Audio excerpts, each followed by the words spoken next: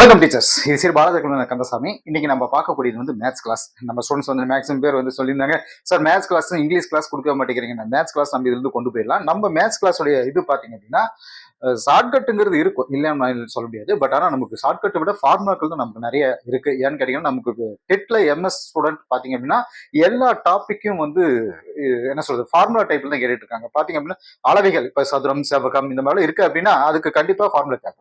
அது மாதிரி அல்ஜிப்ரா கூட ஏதோ ஓரளவுக்கு அந்த இயற்கணிதத்து கூட ஓரளவுக்கு அங்கே எப்படின்னு சொல்லிட்டு நம்ம ஷார்ட்கட் கொண்டு போயிடலாம். பட் ஆனா அதுக்குன்னு சில ஃபார்முலாக்கள் படிச்சுதான். வாழ்வியல் கணிதத்துக்கு மட்டும்தான் நமக்கு அந்த சதவீதம், விகிதம், விகித சமம், தனி வெட்டி கூட்டி வெட்டி இதுக்கு வேணா நம்ம ஷார்ட்கட் கொண்டு போகலாம்.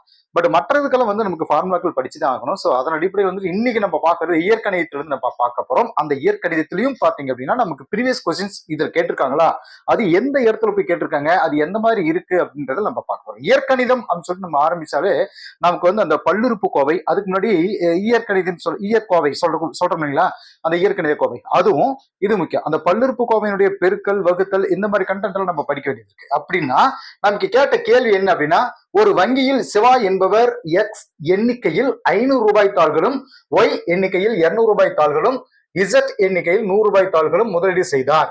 மேலும் ராம் என்பவர் சிவா என்பவரை விட 2 மடங்கு முதலீடு செய்தார் எனில் அவ்வங்கியில் சிவா முதலீடு செய்த தொகை எவ்வளவு? இது வந்து டெட்ல கேட்ட ஒரிஜினல் கொஸ்டின். சரிங்களா? அப்போ இந்த இது எந்த டாபிக்ல இருந்து என்னுடைய ப்ராப்ளம் இப்ப நம்ம சால்வ் பண்றோம். அதே சமயத்துல இது எங்க இருந்து எடுத்தாங்க, எந்த டாபிக்ல இருக்கு, நம்ம இன்னும் எந்த லெவல்ல இதை போய் நம்ம படிக்கணும் அப்படிங்கிற அந்த இதை பார்த்ததுக்கு அப்புறம் இந்த கணக்கு உண்டான அந்த முடிவை நம்ம கண்டுபிடிச்சிடலாம். ஏன்னா நமக்கு ஒரு கணக்குக்கு வந்து சொல்யூஷன் கண்டுபிடிக்கிறத விட அந்த கணக்கு வந்து எப்படி கேட்டிருக்காங்க அப்படிங்கிறது, வந்து எங்க இருந்து கேட்டிருக்காங்க அப்படிங்கிறது நம்ம ரொம்ப முக்கியமானது. சரிங்களா? அப்போ நம்ம இங்க என்ன பண்றோம்னா, இங்க கேட்டிருக்கிற கேள்விகளுடைய தரம் என்ன அப்படின்னு நம்ம பார்க்க ஆரம்பிச்சலாம். ஒரு வகையில் இங்க பாருங்க, இது வந்து புக்ல கேட்ட ஒரிஜினல் கொஸ்டின்ஸ். இந்த ஒரிஜினல் கொஸ்டின்ஸ் பாத்தீங்க, ஒரிஜினல் கொஸ்டின்ஸ் ஸ்கூல் புக்ல கேட்டிருக்கிற கேள்வி என்னன்னா, ஒரு வங்கியில் ராம் என்பவர் எக்ஸ் எண்ணிக்கையில் ரூபாய் 2000 தாள்களும். கிட்டத்தட்ட பாருங்க நம்ம அந்த ஒரிஜினல் கொஸ்டின்ஸ் மாதிரி இருக்கா. சோ இதுதான் நம்ம இங்க தேவைப்படுது, புரியுங்களா? அப்போ இந்த கேள்வி எங்க கேட்டிருக்காங்க அப்படிங்கறத வச்சு நம்ம பார்த்தோம் அப்படின்னா, இவங்க கேட்டிருக்கிற இடம் வந்து நமக்கு இதனால தெரிஞ்சுக்க முடியுது. சோ இங்க என்ன சொல்றாங்க, வங்கியில் ராம் எக்ஸ் எண்ணிக்கையில் 2000 ரூபாய் தாள்களும், ஒய் எண்ணிக்கையில் 500 ரூபாய் தாள்களும், இசட் எண்ணிக்கையில் 100 ரூபாய் தாள்களும் முதலீடு செய்த. அப்புறம் மேலும் வேலன் என்பவர் ராம் செய்த முதலீட்டை போன்று 3xy மடங்கு முதலீடு செய்தார். அப்போ மடங்கு, இதுதான் இந்த கணக்கினுடைய முக்கியத்துவம். இதுல பாருங்க, மேலும் ராம் என்பவர் சிவா என்பவரை விட 2 மடங்கு முதலீடு செய்தார். சோ மடங்கு அப்படிங்கிற கணக்குகள்ல நம்ம இதுல இந்த இடத்துல நம்ம பார்க்கலாம். சரிங்க சார், இது வந்து நமக்கு ஸ்கூல் புக்ல எந்த ஏரியால கேட்டிருக்காங்க, எப்படி கேட்டிருக்காங்கன்னு சொல்லிட்டு பாத்தீங்கன்னா அதே கணக்கு தான். கிட்டத்தட்ட பாத்தீங்கன்னா இது ஸ்டார்டிங் அந்த இதுல வந்து பாத்தீங்கன்னா ஒரு 8 கூடைகளில் எக்ஸ் ஆப்பிள்கள் விதம். இது வந்து இன்னொரு 2வது டைப் நம்ம சொல்றோம். மொத்தத்துல இங்க இந்த ஏரியாவில் எங்க கேட்டிருக்காங்கன்னு சொல்லிட்டு பாத்தீங்கன்னா, நமக்கு இயற்கணிதத்துல இன்னும் குறிப்பா சொன்னா, இந்த பல்லுறுப்பு கோவையை ஓருறுப்பு கோவையுடன் பெருக்குதல் அப்படின்ற டைட்டில் வைக்கும். அப்ப இது வந்து இன்னும் எத்தனை டைப்ல இந்த மாதிரி கணக்குகள் இருக்கு அப்படின்னா, ஓருறுப்பு கோவையில் இருக்கு அப்படின்னா, இந்த இயற்கணிதத்துல வந்து 2 அல்லது அதற்கும் மேற்பட்ட கோவைகளின் பெருக்கல், இது ஒரு டைட்டில். 2 அல்லது அதற்கு மட்டும் கோவைகள், அந்த உறுப்புகள். 2வதா ஒரு பல்லுறுப்பு கோவையை ஓருறுப்பு கோவையுடன் பெருக்குதல். இதுதான் இந்த டைம் நமக்கு எக்ஸாம்ல கேட்ட கேள்வி, புரியுங்களா? 3வது டைப் ஈருறுப்பு கோவைகளின் பெருக்கல். இந்த 3 விஷயம் தான் வந்து அந்த டைட்டில் நமக்கு கொடுத்துருப்பாங்க. இது வந்து பாத்தீங்கன்னா இந்த இயற்கோவையில இருந்து இந்த பல்லுறுப்பு கோவையில வரும்பொழுது இந்த 3 விஷயம் நமக்கு கொடுத்துருப்பாங்க. அந்த 3 விஷயங்கள்ல மட்டும் 3 அந்த டைட்டில் 3 மெத்தட் வச்சுக்கலாம், 3 டைப்னு வச்சுக்கலாம். அந்த 3 டைப்ல ஏதாவது ஒரு டைப்ல கேள்வி கேட்டுறாங்க. அப்ப இந்த முறை வந்து நமக்கு அந்த செகண்ட் டைப்ல ஒரு பல்லுறுப்பு கோவை ஓருறுப்பு கோவையுடன் பெருக்குதல் அப்படிங்கிற டைப்ல தான் இந்த கொஸ்டின்ஸ் நமக்கு, இந்த மாதிரி டைப் கொஸ்டின்ஸ் நமக்கு வந்திருக்கு. அப்படின்னா முதல்ல நமக்கு கொடுத்திருக்கக்கூடிய கணக்கை பார்ப்போம். ராம் முதலீடு செஞ்ச தொகை. இப்ப இவங்க கணக்குல வந்து பாத்தீங்கன்னா, ராம் முதலீடு செஞ்ச தொகை வந்து பாத்தீங்கன்னா எக்ஸ் இன்ட்டு 2000 அப்படின்னு சொல்லிட்டு இதுல கொடுத்துருப்பாங்க. எக்ஸ் இன்ட்டு இதுல வந்து 200, இசட் இட்டு இப்படி கொடுத்துருப்பாங்க. இதுல என்னன்னா வேலன், அதாவது இங்க இருக்கக்கூடியது, இங்க இந்த இடத்துல வந்து ராம், இந்த இடத்துல நம்ம வச்சுக்கலாம். சிவா இங்க கொடுத்துருக்காங்க, ராமு சிவா கொடுத்துருக்காங்க. இப்ப நம்ம இங்க வருவோம், நம்ம ஒரிஜினல் கொஸ்டின் பார்த்தோம் அப்படின்னா அந்த கொஸ்டின்ஸுக்கு நம்ம ஈஸியா கண்டிடலாம், இது ஆன்சர் கண்டுபிடிச்சலாம். ஏன்னா இது வந்து கொஞ்சம் அதை விட டஃபா கொடுத்துருப்பாங்க. பட் இந்த டைப்ல கொஸ்டின்ஸ் கேட்டிருக்காங்கிறது நம்ம தெரிஞ்சுக்கலாம். இப்ப முதல்ல கணக்கு போக ஆரம்பிச்சிடலாம். இதுல பாருங்க, ஃபர்ஸ்ட் வந்து என்ன சொன்னா, ஒரு வங்கியில் ராம் என்பவர் எக்ஸ் எண்ணிக்கையில் அப்படியே வரிசையா போட்டலாம். எக்ஸ் எண்ணிக்கையில் அப்படின்னா ரூபாய் எவ்வளவுங்க, 2000 கொடுத்துருக்காரு அப்படின்னா இந்த 2000 வந்து நம்ம எப்படி போட்டுக்கிறோம்னா எக்ஸ் எண்ணிக்கைங்கிறப்ப 2000 எக்ஸ் அப்படின்னு சொல்லி போட்டுக்கிறோம். ஒய் எண்ணிக்கையில் 500 தாள்கள், அப்போ ஒய் எண்ணிக்கையில் 500 ஒய் அப்படின்னு சொல்லி போட்டுக்கிறோம். இசட் எண்ணிக்கையில் 100 தாள்கள், அப்போ 100 இசட் அப்படின்னு சொல்லி நம்ம போட்டுக்கிறோம். முதலீடு செய்தா இது வந்து யாரு, ராம். சோ இந்த கண்டென்ட் பூரா ராமுடைய, புரியுங்களா? அதே மாதிரி கீழே மேலும் வேலை நம்பர் ராம் செய்த முதலீட்டை போன்று 3 எக்ஸ், அப்போ வந்து 3 எக்ஸ் ஒய் இன்ட்டு இவரு செஞ்ச அந்த கண்டென்ட்டை அப்படியே அந்த இடத்துல நம்ம கொண்டு போயிடும். அப்ப இதுதான் மெசேஜ். இதை முதல்ல நம்ம புரிஞ்சுக்கிறோம். இதை முதல்ல நம்ம கணக்கு சால்வ் பண்ற மாதிரி எழுதணும் அப்படின்னா எக்ஸ் நம்ம போட்டோம் இல்லைங்களா, 2000 எக்ஸ் பிளஸ் 500 ஒய், இந்த மாதிரி நம்ம எழுதணும்னா தான் இதுக்கு வந்து நம்ம ஆன்சர் கண்டுபிடிக்க முடியும். சரி, இப்ப வரிசையா பார்த்தலாம். ரைட், இப்ப அந்த கணக்கு படி நம்ம சால்வ் பண்றதுக்கு தகுந்த நம்ம ஃபர்ஸ்ட் எழுத ஆரம்பிச்சிடலாம். 2000 எக்ஸ் எக்ஸ் தாள்கள் சொல்லியிருக்காங்க இல்லையா, 2000 எக்ஸ் போட்டுட்டு ஒய்க்கு வந்து பிளஸ் 500 ஒய், 500 ஒய் போட்டுக்கிறோம். இசட் இருக்கு பிளஸ் 100 இசட். சரிங்களா? சோ இதுதான் வந்து அந்த கணக்குனுடைய ஃபார்மேட். இதுல என்ன சொல்றாங்கன்னா, இதனுடைய ஆன்சர் வந்து நமக்கு இப்படி கொடுக்கும் பொழுது வேலன் முதலீடு செஞ்ச தொகையோட இதை வந்து பெருக்கிறோம். வேலன் முதலீடு செஞ்ச தொகை வந்து என்ன, 3 எக்ஸ் ஒய் அப்படிங்கிறதா நீங்க கணக்கு கொடுத்துருக்கு. 3 எக்ஸ் ஒய் மடங்கு அப்படின்னு தான் கொடுத்துருக்காங்க. அப்ப ராம் முதலீடு செய்த தொகை, இது ரெண்டையும் 3ஐயும் பெருக்கணும் அப்படின்னா 3 எக்ஸ் ஒய் இன்ட்டு ராம் முதலீடு செய்த தொகை. புரியுங்களா? சோ இதுதான் வந்து இப்ப நம்ம கணக்காக போட போறோம். இப்ப இங்க என்ன பண்ண போறோம்னா, இது வந்து ராம் முதலீடு செஞ்சது, இங்க இருந்து ஆன்சர் யாரு, நம்ம வேலன் முதலீடு செஞ்சு அந்த கணக்கை நம்ம பார்க்க போறோம். இப்ப பாருங்க, இந்த 3 அப்படிங்கிறது இந்த ஃபர்ஸ்ட் கணக்கு, ஃபர்ஸ்ட் இந்த டிஜிட்டோட இன்ட்டு பண்ணிக்கிறேன். 3 இன்ட்டு 2000. சரிங்களா? இப்படிதான் நமக்கு வரும். அங்க ஒரு எக்ஸ் இருக்கு, இங்க ஒரு எக்ஸ் ஒய் இருக்கு, அப்ப இன்ட்டு எக்ஸ். புரியுங்களா? இந்த எக்ஸ் எங்க வந்து தெரியுங்களா, இங்க இருக்கக்கூடிய எக்ஸ். இப்போ 3 எக்ஸ் ஒய் இருக்கு இல்லைங்களா, இதையும் நம்ம போட்டுக்கிறோம். 3 எக்ஸ் ஒய் அப்படிங்கிறது இந்த இடத்துல இருக்கிறது வந்துருது. அப்போ இந்த டோட்டல் இந்த 2 உறுப்புகளும் இந்த ஒரு உறுப்புகளுக்கு இதெல்லாம் நம்ம பெருக்கிட்டோம். இப்ப ரெண்டாவது என்ன பண்றோம், 3 எக்ஸ் ஒய்ய 500 ஒய்யோட நம்ம பெருக்க போறோம். அதை வந்து நம்ம இப்ப எழுதிக்கிறோம், கூட்டிக்கணும். நம்ம ஃபர்ஸ்ட் இங்க இருக்கக்கூடிய 3 நான் எடுத்துக்கிறேன், 3 இங்க 500 எடுத்துக்கிறேன், இன்ட்டு 500. சரிங்களா? இதோட பிராக்கெட் பண்ணிக்கிறேன். அங்க ஒய் தனியா இருக்கு, இங்க எக்ஸ் ஒய் இங்க தனியா இருக்கு. அப்ப இது வந்து நான் எப்படி எழுதிக்கிறேன், x into y into y அப்படின்னு சொல்லிட்டு இதை ஒரு உறுப்பா நான் எடுத்துக்கிறேன். புரியுங்களா? சோ இந்த 3 எக்ஸால 500 ஒய்ய நான் பெருக்கிக்கிறேன். இதுதான் இங்க நான் செஞ்சிருக்கேன். சரிங்களா? அப்ப இன்னும் ஒரே ஒரு உறுப்பு இருக்கு, என்னது, லாஸ்ட்ல 100 இருக்கு. அந்த 100 வந்து என்ன பண்ண போறேன், 3 இன்ட்டு 100 பிளஸ் அப்படின்னு போட்டுட்டு 3 இன்ட்டு 100 போட்டுக்கிட்டு இங்க இருக்கக்கூடிய இசட்டும் எக்ஸ் ஒய்யும் நான் போட்டுக்கிறேன். அப்ப into x into y into z. புரியுங்களா? சோ இவ்வளவுதான் இங்க இருக்கக்கூடியது வந்து நான் இப்ப பிரிச்சு எழுதியிருக்கேன். இப்ப இதை வந்து நம்ம சால்வ் பண்ணதுக்கு ஆன்சர் நமக்கு கிடைச்சது 3 2 6 இல்லைங்களா? சோ 6000 நமக்கு கிடைச்சிருது. எக்ஸ் இன்ட்டு எக்ஸ் இந்த இடத்துல பாருங்க, நல்லா யோசிச்சு பாருங்க. இப்படி பெருக்கல் இப்படி வரும் பொழுது மேல அதை கூட்டிக்கணும். இது வந்து நமக்கு சைடில் நமக்கு தெரியும். நமக்கு அதாவது அடுக்குகளின் அப்படின்னு சொல்லிட்டு சொல்லும்போது பாத்தீங்கன்னா எக்ஸ் இன்ட்டு எக்ஸ் இப்படி இருக்கு அப்படின்னா இங்க 1 இருக்கிற அர்த்தம், இங்கேயும் 1 இருக்கிற அர்த்தம். அப்ப இது வந்து பிளஸ் பண்ணிக்கிறோம். அப்ப x to the power of 1 plus 1 அப்படிங்கிறதோட மீனிங் ஆக எக்ஸ் ஸ்கொயர் இப்படி நமக்கு கிடைச்சது. இது வகுத்தல் வரும்பொழுது பார்த்தீங்கன்னா இந்த மேல இருக்கிறத கூட்டிக்கணும், அடுக்குகளை கூட்டிக்கிறோம். அப்ப இதோட எக்ஸ் இன்ட்டு எக்ஸ் வந்து நம்ம என்ன சொல்றோம், x square into y. So இதை இப்படி நான் சிம்பிளா எழுதிட்டேன். புரியுங்களா? அடுத்து பிளஸ் அடுத்தது பாருங்க, 3 இன்ட்டு 500 1500. சரிங்களா? எக்ஸ் ஒய் ஒய் இருக்கு. அப்ப இந்த இடத்துல சொல்றேன் எக்ஸ் அப்படியே போட்டுக்கிறேன், y into y y square இல்லைங்களா? சோ எக்ஸ் ஒய் ஸ்கொயர் அப்படிங்கிறது இந்த இடத்துல நான் போட்டுக்கிறேன். அப்ப இதுக்கு வந்து 300 இருக்கு இல்லைங்களா, பிளஸ் போட்டுக்கிறேன். இந்த 300 3 இன்ட்டு 300 300 எக்ஸ் ஒய் இசட் அப்படியே போட்டுக்கிறேன், எக்ஸ் ஒய் இசட். புரியுங்களா? சோ இதுக்கு இதுதான் ஆன்சர். புரியுங்களா? இது வந்து ஒன்னா சேர்த்து எழுதிக்கோங்க, இது பிளஸ் போட்டுக்கோங்க. புரியுங்களா? 6000 x square plus 1500 x y square plus 300 x y z அப்படிங்கிறது இந்த கணக்கினுடைய முழு கண்டென்ட். சரிங்களா? இப்ப இங்க நம்ம என்ன புதுசா ஒரு விஷயம், புதுசுன்னு இல்லை பழசு இருக்கிறத நம்ம ரிமைண்ட் பண்றோம். என்ன அப்படின்னா plus into plus, plus into plus என்னதுங்க, ஒரே ஒரு உறுப்புகள் ஒரே மாதிரி வந்தது அப்படின்னா அது பிளஸ் இல்லைங்களா?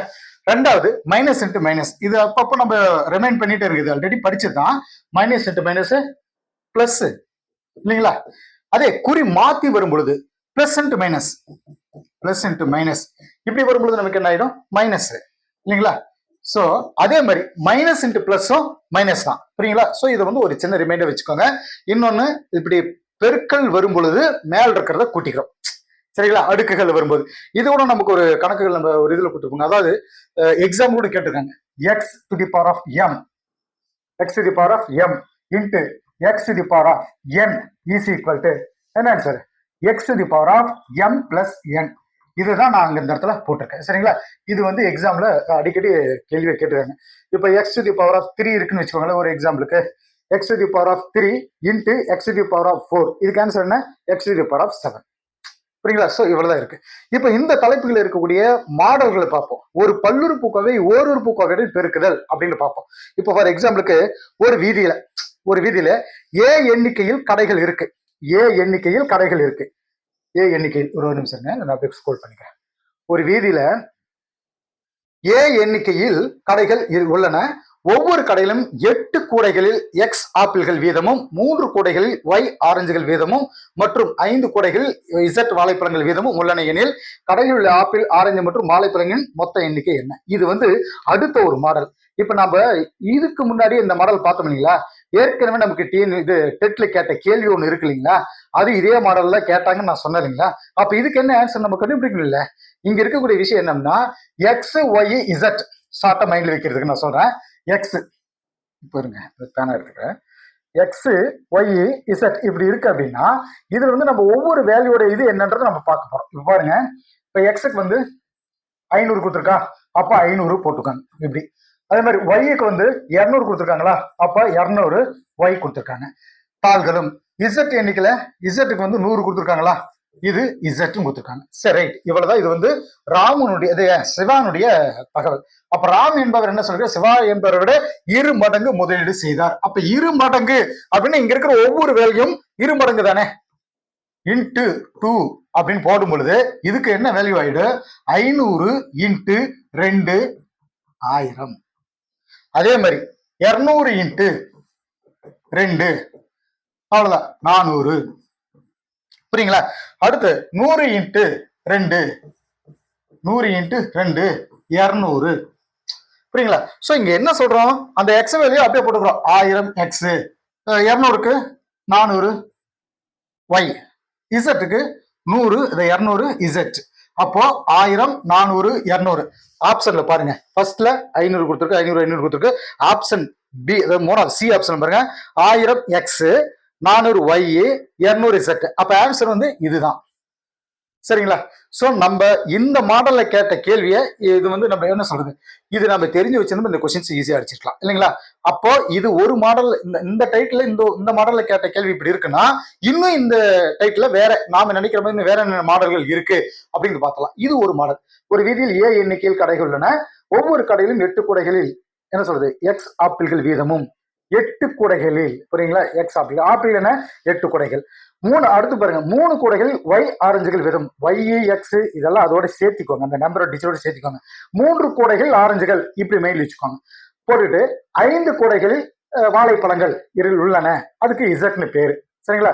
இப்படி வச்சுட்டோம் அப்படின்னா கடைகள் இருக்கிற ஆப்பிள், ஆரஞ்சு, வாழைப்பழங்களோட மொத்த எண்ணிக்கை எவ்வளவு, இதுதான் கேள்வி.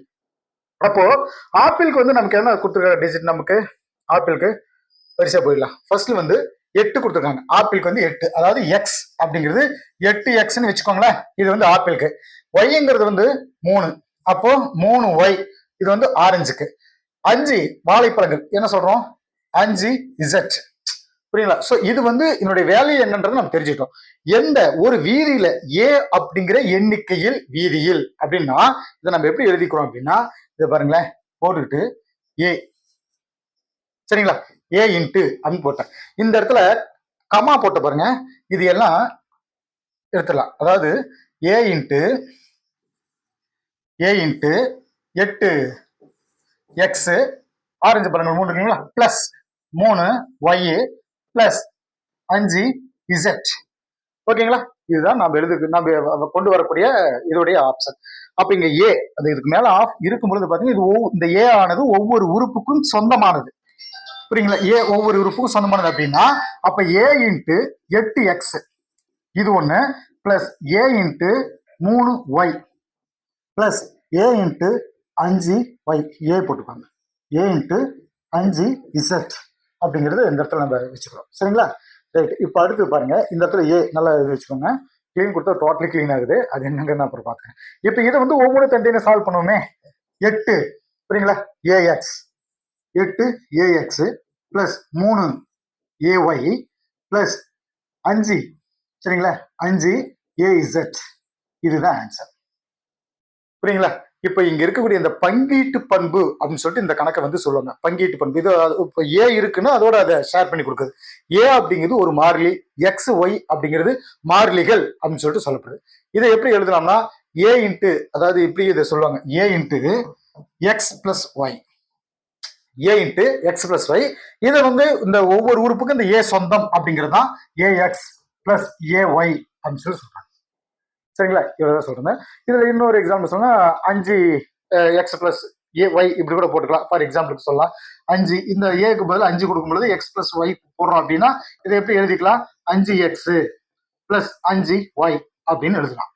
சரிங்களா? இதனுடைய நோக்கம் இதுதான். சரிங்களா? அடுத்த ஒரு மாடல் பார்க்க ஆரம்பிச்சலாம்.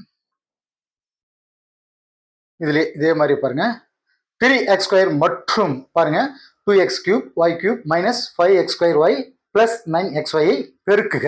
இப்போ நம்ம இதுக்கு முன்னாடி பார்த்தோம் பாருங்க, அதே கண்டென்ட் அதே விஷயம் தான். இதுல இருக்கக்கூடியது வந்து பார்க்கலாம். அந்த 3x² கொடுத்துருக்காங்க பாத்தீங்களா? இந்த 3x² ஆனது இங்க இருக்கக்கூடிய ஒவ்வொரு உறுப்புக்கும் சொந்தம். அதோட மல்டிப்ளை பண்ணா போதும், பெருக்கணும்னா போதும். இப்ப 3x² தானே பொதுவானது, அப்ப 3x² y இது பொதுவானது. அப்ப இங்க இருக்கக்கூடிய ஒவ்வொரு உறுப்புக்கும் இது சொந்தம் இல்லைங்களா? இத ஒவ்வொரு உறுப்பையும் 3x² பெருக்குனா போதும். இதுக்கு தான் ஆன்சர். சரிங்களா? இதுல அங்க இருக்கக்கூடிய உறுப்புகள் ஒவ்வொன்றையும் தனித்தனி பெருக்கணும்னா இப்ப பாருங்களேன், ஃபர்ஸ்ட் வந்து 3x² போட்டுட்டேன், இப்படி ஈக்குவல் போட்டுட்டு இதுல வந்து இந்த உறுப்பை நான் ஃபர்ஸ்ட் இறக்குறேன். எப்படின்னா 2x³ அப்படியே y³. புரியுங்களா?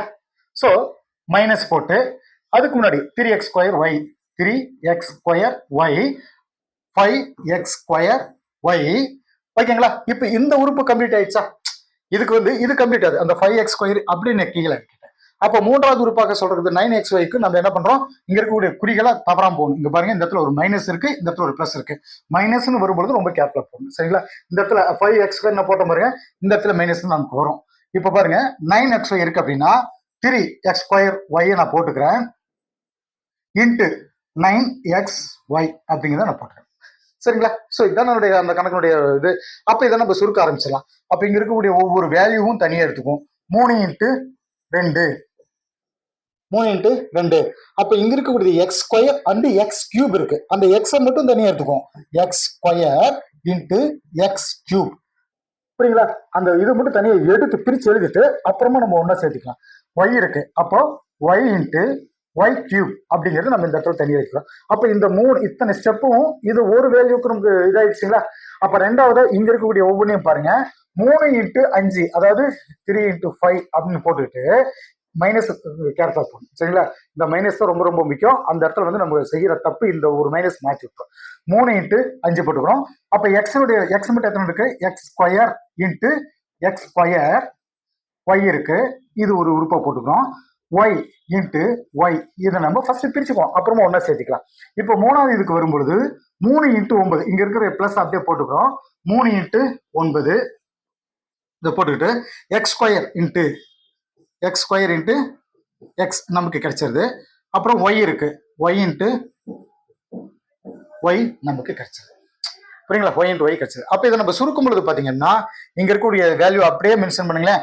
3 2 6 x² இன்ட்டு x³. இதுக்கு வந்து நமக்கு என்ன சொல்றோம்? x⁵ வருமா? 2 கூட்டல் 3 x⁵. அப்ப y-க்கு இங்க 1 இருக்கிறதா அர்த்தம். 1 கூட்டல் 3 4. அப்ப இங்க என்ன சொல்றோம்? y⁴. சரிங்களா? சோ ஃபர்ஸ்ட் உறுப்பினுடைய அந்த வேல்யூ இது, ஃபர்ஸ்ட் உறுப்பினுடைய வேல்யூ. சரிங்களா? ரெண்டாவது இந்த மைனஸ் மறக்காம போகணும். 3 5 15 x² இன்ட்டு x². அப்ப x⁴ x⁴ வருதுங்களா? அடுத்து y இன்ட்டு y² முடிஞ்சதுங்களா? இப்ப அடுத்த உறுப்புக்கு போயிடலாம். 9 3 27 x² இன்ட்டு 1 போடும் பொழுது 2 + 1 தான் இந்த இடத்துல அர்த்தம். அப்போ x³ போட்டுக்கிறோம். x into x x². அவ்வளவுதாங்க. புரியுங்களா? ஸோ இங்க இருக்கக்கூடிய விஷயம் இவ்வளவுதான் இருக்கு. இது வந்து செகண்ட் மாடலா நமக்கு இதுல கொடுத்துருப்பாங்க. சரிங்களா? அடுத்து பாத்தீங்கன்னா ஈருறுப்பு கோவையுடைய பெருக்கல் அப்படின்னு சொல்லிட்டு ஒரு டைட்டில் நமக்கு கொடுத்துருப்பாங்க. இது வந்து நம்ம அடுத்தடுத்த டாபிக்ல போக ஆரம்பிச்சிடலாம். சரிங்களா? ஸோ இந்த கொஸ்டின்ஸ் எடுத்து நம்ம இந்த ஏரியா மட்டும் ஏன் கவர் பண்ணோம் அப்படின்னா, நமக்கு எக்ஸாம்பிள் ப்ரீவியஸ் கொஸ்டின்ல கேட்ட கேள்வி எடுத்து ஒரு புக்ல நம்ம இப்போ 8th புக் இருக்கு, இப்போ 9th புக் இருக்கு, அதுல மேத்ஸ் இருக்கு அப்படின்னா அது ஒரு டைட்டில்ல போய் கேட்டிருப்பாங்க. இப்ப பல்லுறுப்புக்கோவைகளின் கூட்டல், பல்லுறுப்புக்கோவைகளின் வகுத்தல், பெருக்கல் அப்படி கொடுத்துருக்காங்க. அந்த பல்லுறுப்புக்கோவைகளின் பெருக்கல்ல வந்து எத்தனை மாடல் கொடுத்துருக்காங்க. புரியுங்களா? இப்ப இதுவே வந்து 3 மாடல்ல ஒரு மாடல்ல இருந்து கேட்ட கேள்விதான் அது. அப்ப மீதி 2 மாடல் என்னங்கிறது நம்ம பார்த்தோம்.